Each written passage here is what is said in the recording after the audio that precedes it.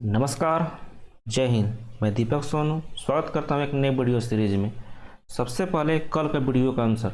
कल आपसे हम क्या पूछे थे कि 1924 का जो बेलगाम अधिवेशन हुआ था इंडियन नेशनल कांग्रेस का, उसका अध्यक्षता किसने किया था? तो उसका अध्यक्षता महात्मा गांधी ने किया था। ठीक है। इंडियन नेशनल कांग्रेस का स्थापना कब हुआ था? 1885 में हुआ था। इसका ध्यान में रखिएगा। 1885 में जो पहला अधिवेशन हुआ था कहाँ पे हुआ था? मुंबई में हुआ था। WC बनर्जी इसका अध्यक्ष थे, वेमेश चंद्र बनर्जी थे। 1886 में दूसरा इसका अधिवेशन हुआ था। कहाँ पे हुआ था? कोलकाता में हुआ था। दादा भाई नौरोजी इसका अध्यक्ष थे। ठीक है। 1887 में कहाँ पे हुआ था? मद्रास में हुआ था।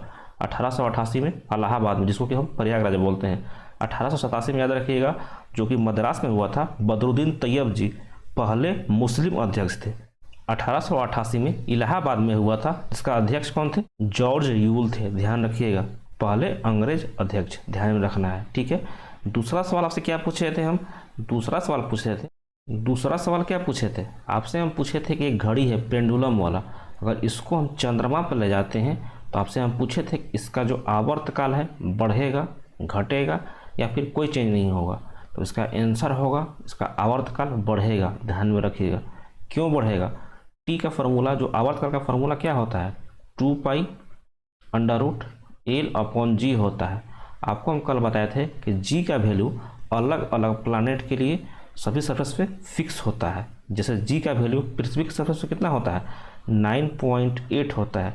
उसी तरह जी का वैल्यू मून के सरफेस पे जितना वैल्यू अर्थ सरफेस होता है ना, उसका 1/6 टाइम होता है। आपको ध्यान में रखना है। यानी टोटल मिला के मून के सरफेस पे जी का वैल्यू छोटा होता है। ठीक है। देखिए, जो जी का वैल्यू है मून पे छोटा हुआ, यहाँ पे जो टी है इन्वर्सली प्रोपोर्शनल होता है जी का, यानी टी इन्वर्सली प्रोपोर्शनल है √G का। इसका मतलब क्या हुआ? अगर एक बढ़ेगा तो एक कम हो जाएगा। हम क्या किए थे कि पृथ्वी के सरफेस से पेंडुलम को कहाँ पे ले गए थे? चांद के सरफेस पे ले गए थे, और चांद के सरफेस पे जी का वैल्यू कम होता है। जब जी का वैल्यू कम होगा तो आवर्तकाल आपका बढ़ जाएगा, इसीलिए इसका आंसर हो जाएगा बढ़ जाएगा। ठीक है। चलिए बिना देरी किए हुए आज का सेशन स्टार्ट करते हैं पहले क्वेश्चन से। क्या है सवाल? यदि माइटोकॉन्ड्रिया काम करना बंद कर दे तो कोशिका में कौन सा कार्य नहीं होगा? ऑप्शन है भोजन का ऑक्सीकरण, भोजन का पाचन, भोजन का अवशोषण या फिर भोजन का अवकरण।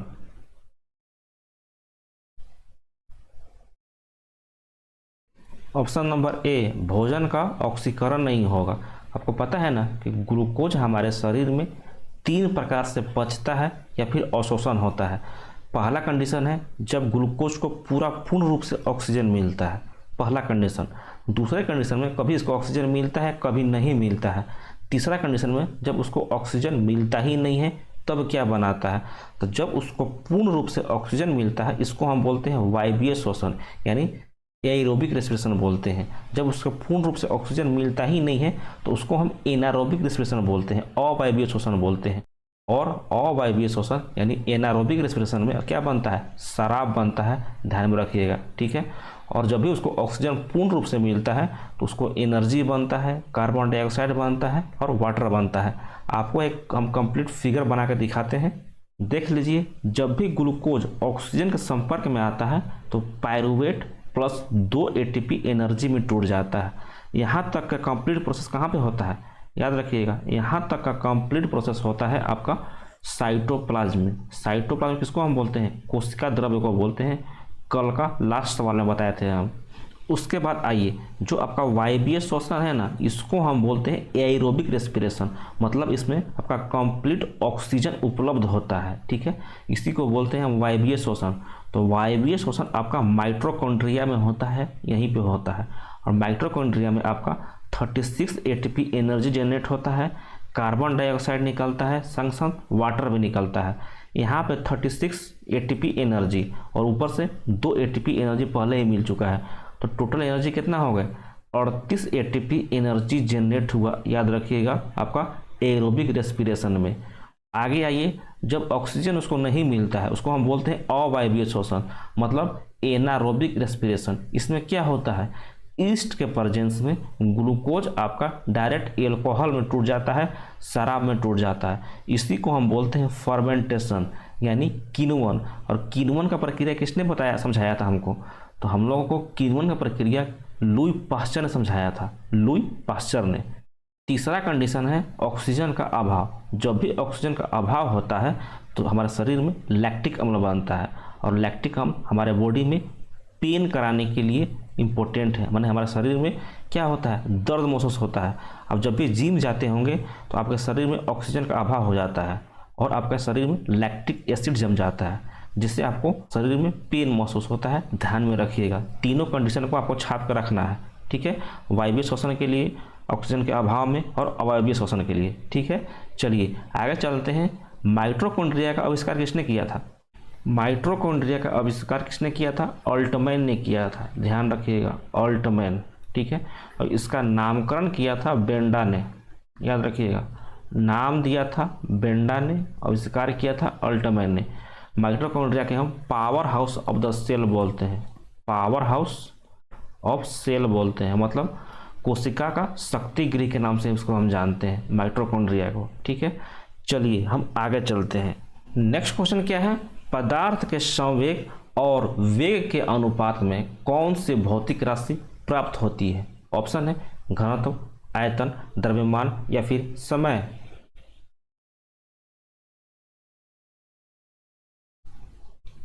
ऑप्शन नंबर सी द्रव्यमान। द्रव्यमान को हम मास भी बोलते हैं, मास, M-A-S-S। ऊपर में दिया है संवेग यानी मोमेंटम।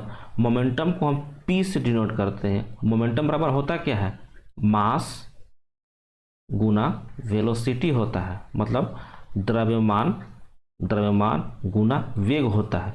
यहाँ पर देख लीजिए, मोमेंटम और वेग का अनुपात पूछा है, तो मोमेंटम को हम P से डिनोट करते हैं और वेलोसिटी को हम V से डिनोट करते हैं, ठीक है। तो मोमेंटम बराबर होता क्या है? मास और वेलोसिटी होता है, मतलब मास को m और वेलोसिटी को हम v लिख दिए और उसको डिवाइड कर दिए हम v से, तो v से v चला गया, दोनों वेलोसिटी है, तो क्या बच गया? m बच गया। और m क्या है? ये भी आपका द्रव्यमान है। ऑप्शन नंबर सी इसका करेक्ट आंसर हो जाएगा, ठीक है। ये फार्मूला आप इम्पोर्टेंट है, ध्यान में रखिएगा। मोमेंटम बराबर होता है मास इंटू वेलोसिटी, मतलब द्रव्यमान गुना वेग। नेक्स्ट क्वेश्चन क्या है?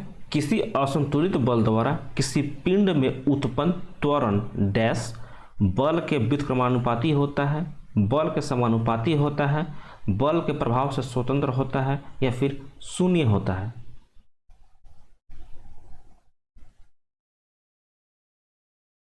ऑप्शन नंबर बी बल के समानुपाती होता है। आपने Newton first law of motion में पढ़ा होगा, sorry Newton second law of motion में पढ़ा होगा कि फोर्स बराबर क्या होता है?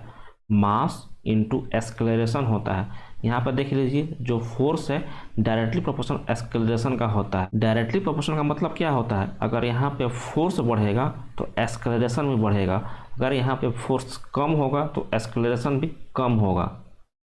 एक्सेलरेशन त्वरण बराबर होता क्या है? तो change in velocity, the rate of change of velocity को हम क्या बोलते हैं? एक्सेलरेशन बोलते हैं। और ये फार्मूला कहाँ से जनरेट हुआ है? तो Newton first law of equation है ना, उसी से जनरेट हुआ है। क्या था? v equal to u plus a t है। u इधर आ जाएगा तो v माइनस यू होगा और t नीचे में आ जाएगा, तो t बराबर क्या हो जाएगा? a, यानी a बराबर v minus you upon T. इसी को हम पढ़ते हैं rate of change of velocity को हम क्या बोलते हैं? एक्सेलरेशन बोलते हैं। ध्यान में रखना है आपको। नेक्स्ट क्या है? किसी भी स्थिर या गतिशील वस्तु की स्थिति और दिशा में तब तक कोई परिवर्तन नहीं होता है जब तक उस पर कोई बाह्य बल सक्रिय ना हो। यह नियम है न्यूटन के गति का प्रथम नियम, न्यूटन के गति का दूसरा नियम, न्यूटन के गति का तीसरा नियम, या फिर इनमें से कोई नहीं।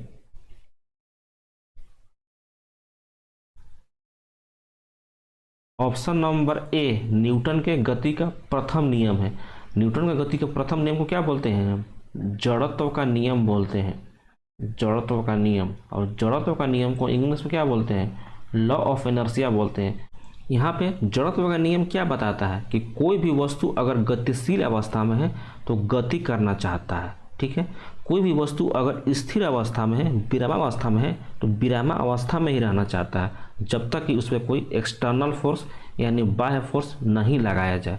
इसके एग्जाम्पल के लिए मान लीजिए आपके पास एक 4 व्हीलर है, ठीक है, 4 व्हीलर है, ये आपका स्थिर अवस्था में है, विरामावस्था में है, तो ये विरामावस्था में ही रहना चाहता है जब तक कि उसको आप चालू करके आगे नहीं बढ़ाओ। तो यहाँ पे जो एक्सटर्नल फोर्स कौन सा हो गया, चालू करके आगे बढ़ाना, ये आपका एक्सटर्नल फोर्स हो गया। मान लीजिए यही गाड़ी आपका गतिशील अवस्था में है, मोशन में है, तो ये मोशन में ही रहना चाहता है जब तक कि उस पर कोई एक्सटर्नल फोर्स यानी बाह्य फोर्स नहीं लगा। यानी अगर गतिशील अवस्था में है, इसको हम ब्रेक लगा के इसको हम रोकेंगे, तो यहाँ पे एक्सटर्नल फोर्स क्या है, यही ब्रेक अप्लाई करना, ठीक है। तो एक्सटर्नल फोर्स अलग अलग चीज़ों के लिए अलग अलग हो सकते हैं। यहाँ से एग्जाम में बहुत सारा क्वेश्चन बनता है जड़त्व का नियम से। क्या क्वेश्चन बनता है, मान लीजिए कोई भी गाड़ी है अचानक से चलना प्रारंभ कर देती है, तो आप पीछे झुकोगे या फिर आगे झुकोगे, आप पीछे झुकोगे।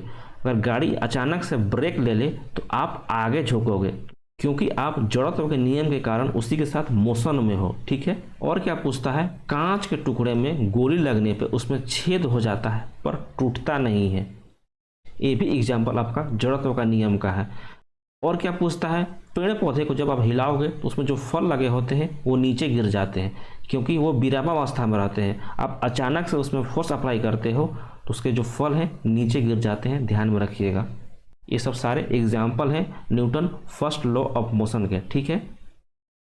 नेक्स्ट क्वेश्चन क्या है, एक तालाब में तैरने वाली नाव के लिए नाव द्वारा विस्थापित पानी का भार कितना होगा। ऑप्शन है नाव के भार के बराबर, नाव के भार से ज़्यादा, नाव के भार से कम, या फिर नाव के उस भाग के भार के बराबर जो तालाब के पानी के सतह के नीचे है।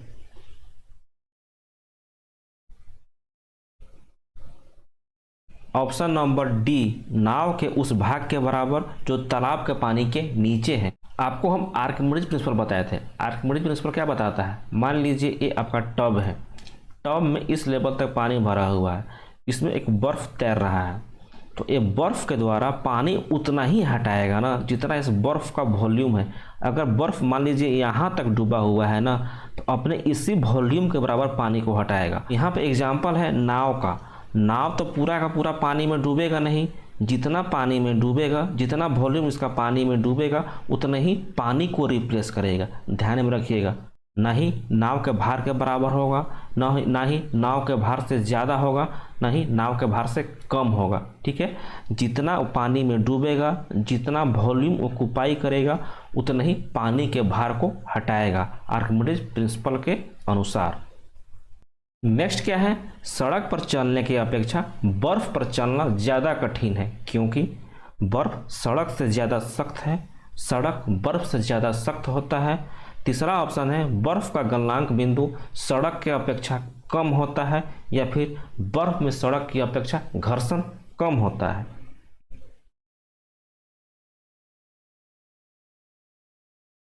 ऑप्शन नंबर डी, बर्फ़ में सड़क की अपेक्षा कम घर्षण होता है, कम फ्रिक्शन होता है, इसीलिए सड़क की अपेक्षा बर्फ़ पे चलने में ज़्यादा कठिनाई महसूस होता है। इस बात को ध्यान में रखिएगा, ठीक है। चलिए आगे चलते हैं। नेक्स्ट क्या है, जब बैरोमीटर का पारा अचानक से गिर जाता है तो किस बात का प्रमाण देता है। ऑप्शन है गर्म मौसम का, मौसम साफ होने का, बारिश होने का, या फिर तूफान आने का।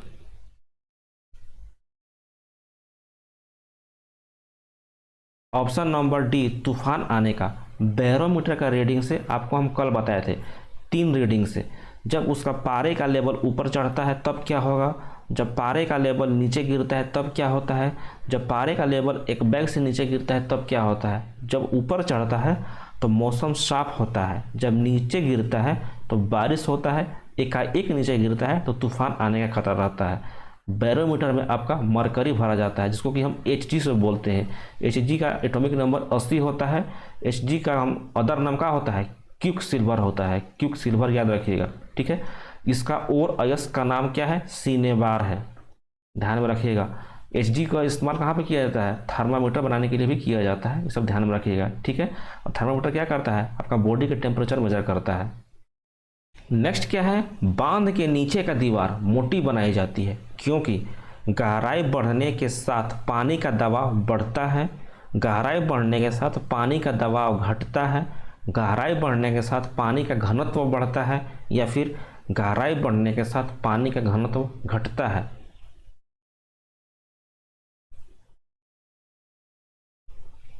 ऑप्शन नंबर ए, गहराई बढ़ने के साथ पानी का दबाव बढ़ता है। याद रखिएगा, गहराई बढ़ते गया पानी का प्रेशर बढ़ते गया, इसको ध्यान में रखना है। चलिए आगे चलते हैं।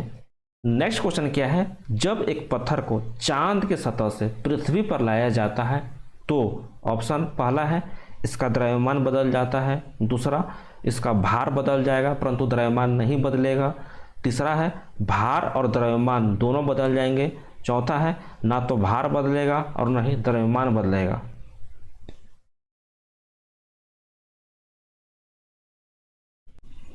ऑप्शन नंबर बी, इसका भार बदल जाएगा परंतु द्रव्यमान नहीं बदलेगा।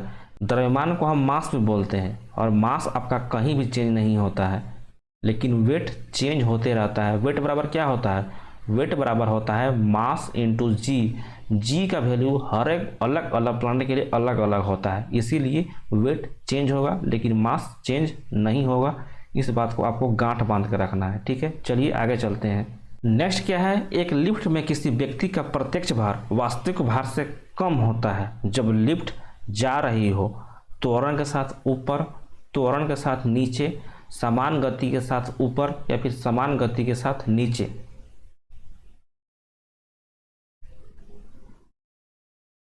ऑप्शन नंबर बी, त्वरण के साथ जब नीचे जाते हैं ना तब आपको वास्तविक भार से कम महसूस होता है। अगर यहीं पे त्वरण के साथ ऊपर जाए ना तो आपका वेट ज़्यादा महसूस होगा, ध्यान में रखिएगा। एक समान गति से जाता है तो कोई इफेक्ट नहीं पहुंचता है, ठीक है, इस बात को ध्यान में रखना है। चलिए नेक्स्ट पर चलते हैं।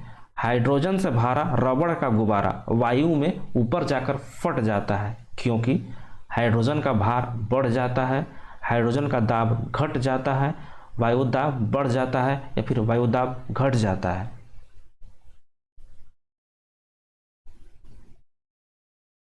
ऑप्शन नंबर डी, वायु दाब घट जाता है। अगर बैलून पे वायु दाब बराबर भी रहता है ना तो ये बैलून फटता नहीं, बाहर का एटमॉस्फेरिक प्रेशर कम होने के कारण ये बैलून फट जाता है, ध्यान में रखिएगा। इसीलिए ऑप्शन नंबर डी इसका करेक्ट आंसर हो जाएगा, वायु दाब घट जाता है। चलिए नेक्स्ट सवाल क्या है, सूर्य पर ऊर्जा का निर्माण होता है। ऑप्शन है नाभिकीय संलयन द्वारा, नाभिकीय विखंडन द्वारा, ऑक्सीकरण अभिक्रिया द्वारा या फिर अवकरण अभिक्रिया द्वारा।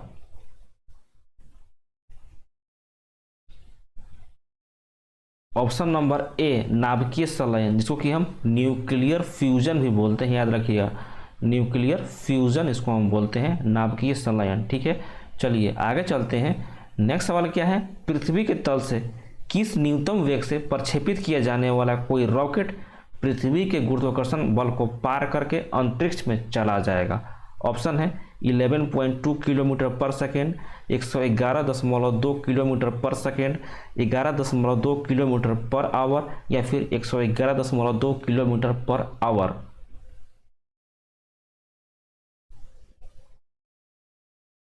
ऑप्शन नंबर ए 11.2 किलोमीटर पर सेकेंड होता है। क्या है ये, आपका एस्केप वेलोसिटी है। एस्केप वेलोसिटी को हम पलायन वेग बोलते हैं। और पलायन वेग होता क्या है, आपको पता है ना कि पृथ्वी के सरफेस पे कोई भी वस्तु ऊपर फेंकी जाती है तो गुरुत्वाकर्षण बल के कारण ये दोबारा नीचे आती है। उस वस्तु में कितना वेलोसिटी मिनिमम डालें कि यह गुरुत्वाकर्षण बल को पार कर जाए और दोबारा पृथ्वी पर वापस नहीं आए, उसी को हम बोलते हैं एस्केप वेलोसिटी यानी पलायन वेग। और पृथ्वी का पलायन वेग होता है 11.2 किलोमीटर पर सेकेंड, यानी अगर आप एक सेकेंड में 11.2 किलोमीटर किसी वस्तु को फेंक सकते हैं दोबारा वो पृथ्वी पर लौट के नहीं आएगा, इसको ध्यान में रखना है, ठीक है। चलिए आगे चलते हैं। नेक्स्ट क्या है और आज का लास्ट क्वेश्चन, प्रेशर कुकर में भोजन कम समय में तैयार हो जाता है क्योंकि जल का क्वथनांक बढ़ जाता है, जल का क्वथनांक घट जाता है, भोजन कम ऊष्मा लेता है या फिर इनमें से कोई नहीं।